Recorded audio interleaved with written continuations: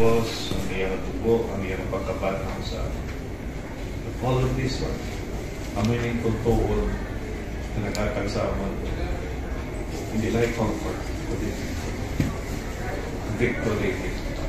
E kung wala, miserable ka buhay naman. Regardless ng ano pa, ang personal, corporate achievements na. So we thank you very much. Life ni Pastor Manny, the manifest, pakita ni Paruwi, kag hindi makamatuon din.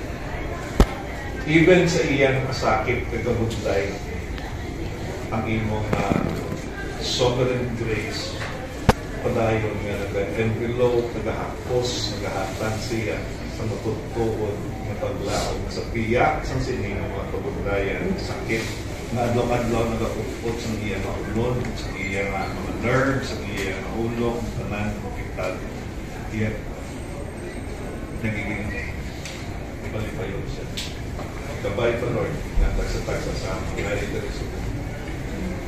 na naka-experience sa inyong presensya.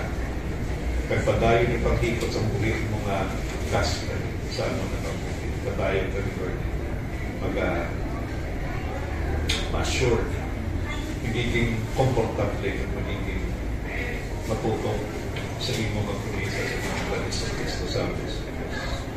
Nawala sa mga kakuha, wala sa mga kagubak, wala sa mga kautol, sa imo makatulong pag-ibig mo. Kung marami pakita sa Diyos, kaya hindi pagwasan. Nga, maamon na, pagkakatag sa amin sa kultuon na comfort, wala ka sa masakit, wala ka sa kasakit, wala ka sa kasakit sa biyahe.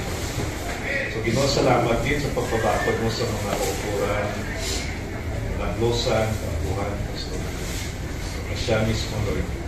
Naging pagkumo, itatong mo, ipabakod mo, nagiging sa akin. Nagiging lang sa ilang pamilya kung saan mo nangyari ko. Nakabati sa iyong mayong pamilya, sa padayo ng pamilya, sa padayo ng Espiritu. Tarang ginawin ang salamatan naman sa ngalan ni Jesus. Amen.